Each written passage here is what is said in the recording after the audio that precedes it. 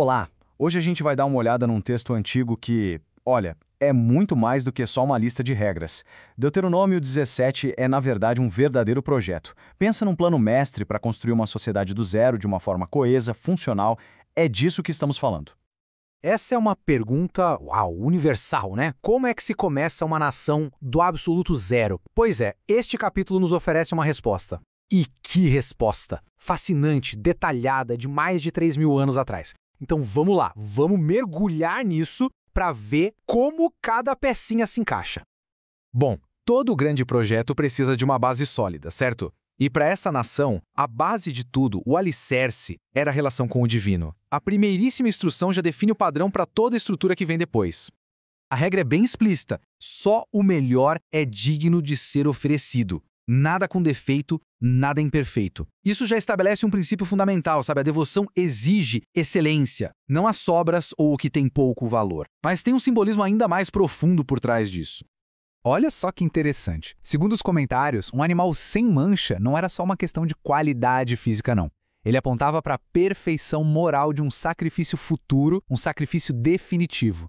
Era um jeito de gravar na mente das pessoas que o padrão máximo era a santidade e a integridade. Ok, com a base estabelecida, o projeto avança para as muralhas que protegem a sociedade, o sistema de justiça. A forma como uma nação lida com o crime, com a discórdia, isso define o caráter dela. E aqui, a maior de todas as ameaças era vista como uma corrupção que vinha de dentro. Para Israel, adorar outros deuses não era só uma questão de crença pessoal, de jeito nenhum. Era visto como um ato de traição, uma quebra da aliança fundamental da nação que corrompia a identidade dela inteira. É por isso que a lei era tão severa. Pena de morte por apedrejamento. É uma sentença chocante para os nossos padrões de hoje e mostra o quão a sério a pureza ideológica era defendida. A idolatria era vista como um tipo de veneno, sabe? Que precisava ser eliminado para proteger o corpo social inteiro. E aí vem a pergunta crucial, né? Com uma pena mas tão pesada, como é que se garantia a justiça? A severidade da punição exigia, na verdade, uma rigorosidade ainda maior no processo. O sistema foi todo desenhado para proteger os inocentes de acusações falsas, maliciosas ou baseadas em simples boatos. O que a gente vê aqui é um processo bem claro, metódico. Não era um julgamento feito pela multidão de jeito nenhum. Exigia uma investigação completa, cuidadosa. A disciplina tinha que se basear em certezas e não em rumores. E a chave para essa proteção toda estava nos números. A lei exigia o depoimento de 2 ou 3 testemunhas. A palavra de uma única pessoa nunca, jamais era suficiente para condenar alguém à morte. Um princípio fundamental para prevenir a injustiça. E olha que peso! A responsabilidade sobre as testemunhas era imensa. Elas tinham que iniciar a execução. Então, dar um falso testemunho não era só mentir, era se tornar o principal executor. Uma barreira assim formidável contra acusações feitas de qualquer jeito. Agora vamos subir um nível nesse projeto para ver como ele lida com a complexidade. E se um caso fosse complicado demais para os juízes locais resolverem? Bom, o sistema previa uma instância superior. Esse era basicamente o Supremo Tribunal da Nação, que ficava no lugar central de adoração. Eles julgavam os casos mais cabeludos, sabe? Homicídio, disputas civis, agressões. A decisão deles era final, inquestionável. Então, o ponto crucial é este. Desobedecer essa corte era um ato de rebeldia contra toda a autoridade constituída, tanto a divina quanto a humana. E a punição era a morte. Não para ser cruel, mas para ensinar respeito pela lei e garantir que a estrutura da nação não desmoronasse. E agora, a gente chega na peça final, e talvez a mais poderosa do projeto, a liderança. A lei já antecipava que o povo um dia ia pedir um rei, igual às outras nações.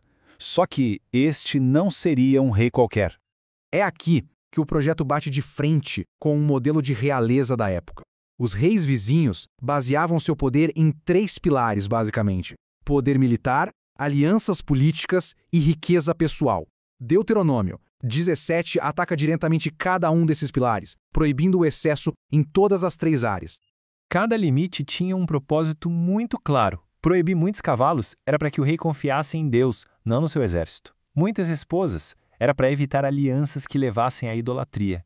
E muita riqueza para proteger o coração dele da ganância e da arrogância. Simples assim. Essa pergunta nos leva direto para o coração do que tornava essa liderança tão radicalmente diferente. Se o poder não vinha das fontes tradicionais, de onde é que ele vinha então? O texto nos dá uma resposta direta e, olha, surpreendente. A principal tarefa do rei não era comandar exércitos, era estudar. Imagina só, ele deveria, pessoalmente, escrever uma cópia da lei e lê-la todos os dias. O poder dele não vinha de estar acima da lei, muito pelo contrário, vinha da sua submissão a ela. Ele era o principal guardião e, ao mesmo tempo, o principal estudante da lei. E para que essa prática diária? Qual era o objetivo? O texto é bem explícito, para que o seu coração não se eleve sobre os seus irmãos. A leitura constante da lei era um antídoto contra a soberba, um lembrete diário de que ele não era melhor que o povo que governava. E isso nos leva a esse conceito, revolucionário de liderança servidora. Um líder que serve à lei e ao povo, em vez de ser servido por eles. Um modelo onde a humildade e a sabedoria, e não a força bruta, são as verdadeiras marcas do poder. Agora, olhando para trás, a gente vê como todas as peças se conectam. Da adoração pura à justiça com processo, do Tribunal Supremo a um rei que é submisso à lei. Juntas, todas elas formam uma visão muito coesa de sociedade.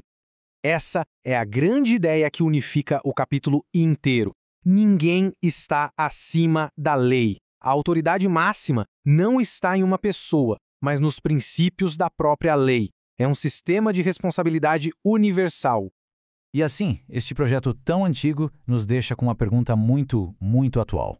No mundo que tantas vezes associa liderança a poder e domínio, será que a ideia de um líder cuja principal tarefa é ler, aprender e se manter humilde ainda tem algo a nos ensinar? Fica a reflexão. Obrigado pela companhia nesta análise